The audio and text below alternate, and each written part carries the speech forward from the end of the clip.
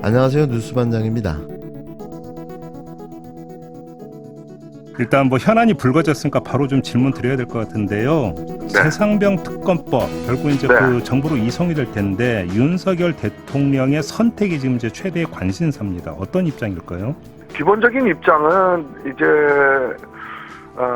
사법 절차에 지금 상당히 어긋나는 어떻게 보면 입법 폭거거든요. 네. 그래서 대통령께서는 아마 이거에 대해서 자연스럽게 받아들이시기는 어려울 겁니다. 지금 경찰하고 공수처가 수사 중인 사건이거든요. 예. 자, 그러면 대통령실에서는 이 절차가 끝나는 것을 기다려 봐야지 합법적이다 이렇게 보시는 거죠. 네.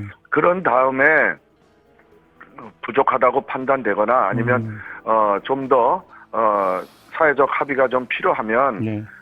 뭐 민간위원회 구성이라든지 아니면 뭐 더 나가서 특검을 하다든지 입법부에서 어떤 결정을 내리면 그때 가서 그건 볼 노릇이다 이렇게 보시는 거죠. 그러니까 결국 대통령께서 이걸 받아들이시냐의 여부는 어쩌면 이걸 받아들이면은 나쁜 선례를 남기는 거고 더 나아가서 이거 직무유기가 될 수 있다 이렇게까지 지금 보는 거거든요. 알겠습니다. 근데 합의가 안 수석님이 됐고 지금 사법 절차가 진행 중이고 이 말도 안 되는 헛소리를 대한민국 대통령실 정무수석이라는 자가 했다면 믿으시겠습니까?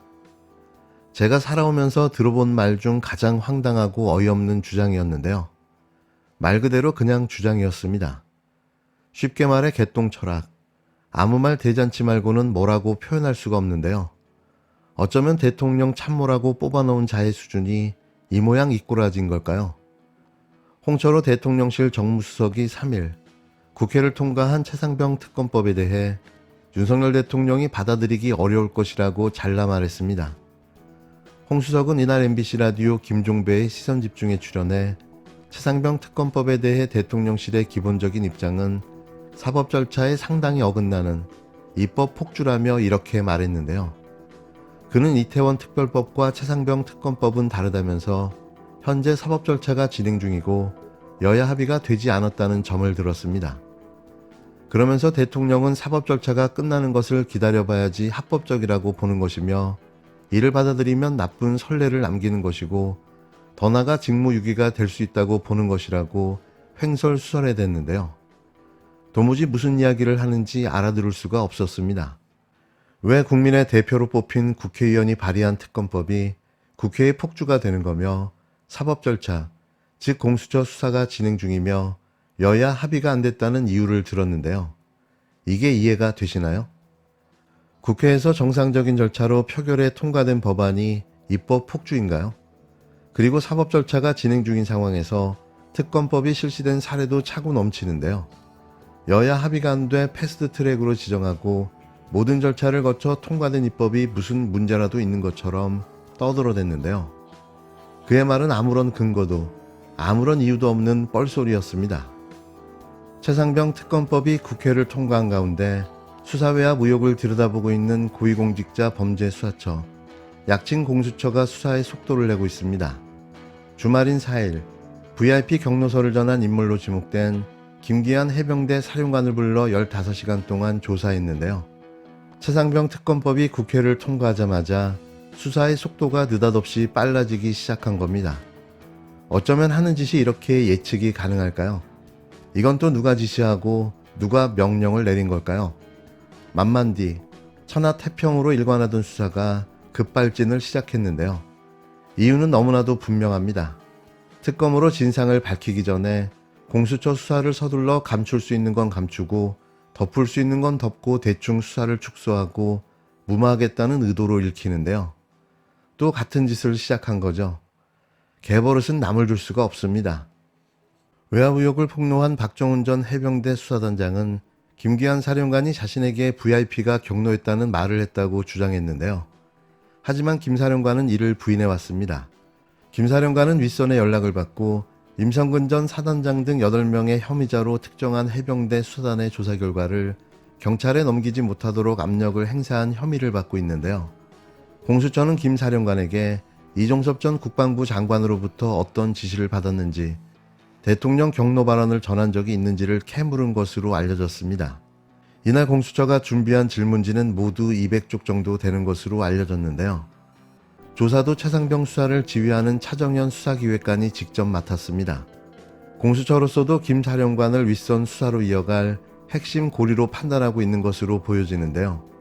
최상병 사건 처리 과정에서 김 사령관이 국방부 장차관과 수차례 연락한 통화 내역이 확인됐고, 해병대 수사단 기록이 경찰로 넘어가던 날에는 당시 임종득 대통령실 국가안보 2차장과 2차례 통화한 사실도 드러났습니다. 김 사령관은 점심과 저녁 모두 청사 안에서 먹고 변호인 도움 없이 조사를 받았던 것으로 알려졌는데요. 공수처는 김 사령관에 대한 조사를 마무리하는 대로 이종섭 전 장관과 신범철 전 차관 등을 불러 윗선 개입 의혹을 조사할 예정입니다. 주말 연휴까지 이어진 공수처 소환조사. 그 이유는 누가 봐도 최상병 특검 물타기와 방해일 겁니다.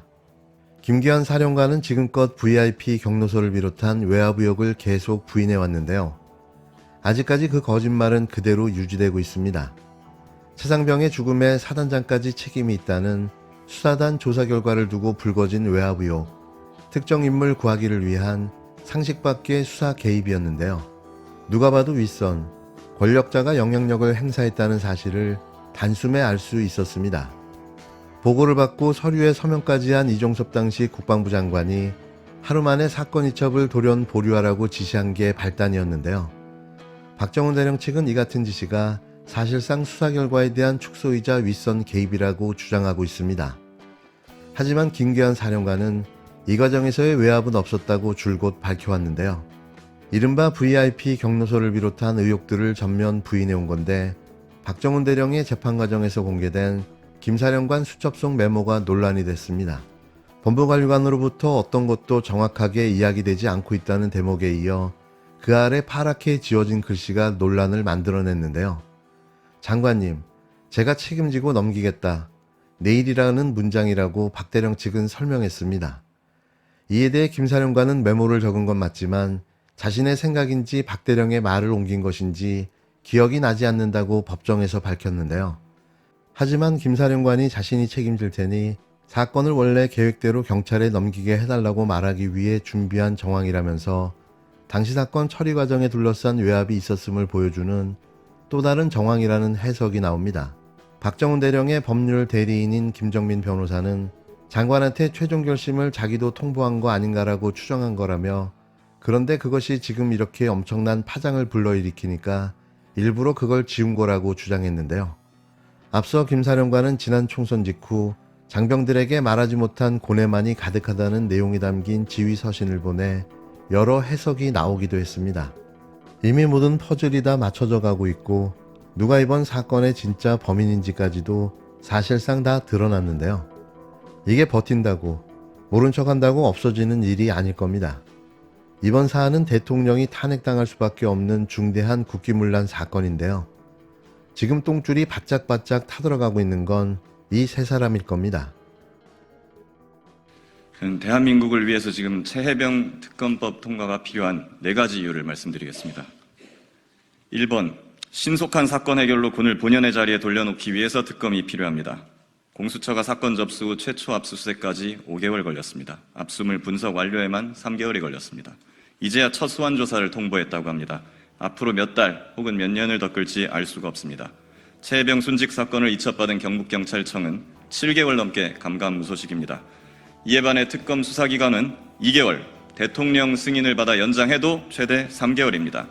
특검을 하면 3개월 안에 수사가 끝납니다. 해병대를 비롯한 군은 신속하게 본연의 임무로 돌아갈 수 있게 됩니다. 2. 이론적 포괄적 수사 및 재판을 위해서도 특검이 필요합니다. 공수처는 이 사건에서 기소권이 없습니다.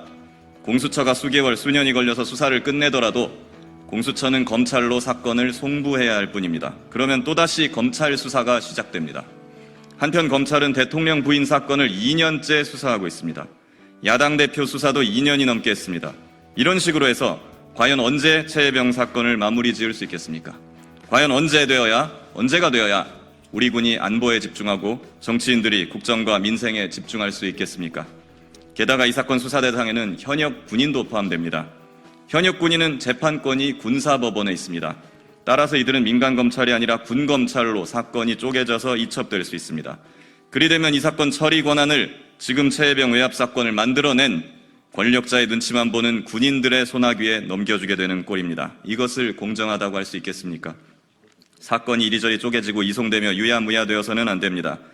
신속하고 이론적이고 포괄적인 수사와 재판이 이루어져야 합니다. 모든 대상자에 대한 관할권과 기소권을 가진 특검이 필요한 이유입니다. 3. 공정한 수사를 위해서도 특검이 필요합니다. 혹자는 야당이 특검 추천을 하기 때문에 믿을 수 없다고 하고 이게 독소조항이라고 합니다. 근데 현재 수사 중인 경북경찰청은 의혹의 당사자인 대통령실이 컨트롤합니다. 공수처장도 곧 대통령이 원하는 인사로 임명을 하게 됩니다. 이것은 공정합니까? 특검을 야당이 전적으로 추천하는 것도 아닙니다. 대한변협이 4명 추천하면 야당이 2명 추리고 대통령이 1명을 임명하는 구조입니다. 최초 4명을 추천하는 대한변협은 예로부터 다소 보수적 색채를 띄어왔고 그 집행부에도 대통령과 친분 있는 인사가 다수 포진해왔습니다. 이는 과거 국민의힘이 야당이던 시절 추진한 드루킹 특검 등의 임명 절차와 완전히 동일한 것입니다. 당시 문재인 대통령은 야당이던 자유한국당이 추천한 허익범 특별검사를 임명했습니다. 이를 두고 어느 누구도 독소조항이라고 하지 않습니다. 수사 대상자가 수사관과 검사를 고를 수 있다면 그것을 공정한 수사라고 하지 않을 것입니다. 그럼에도 이번 특검법은 의혹의 당사자 측인 대통령에게 특검 임명권, 수사기간 연장 권한을 부여하고 있습니다. 이 정도면 충분히 정부 여당을 배려한 것입니다. 특검은 최소한 공수처, 경찰보다 공정할 것입니다. 4. 대한민국의 안보와 정의를 바로 세우기 위해서도 특검이 필요합니다.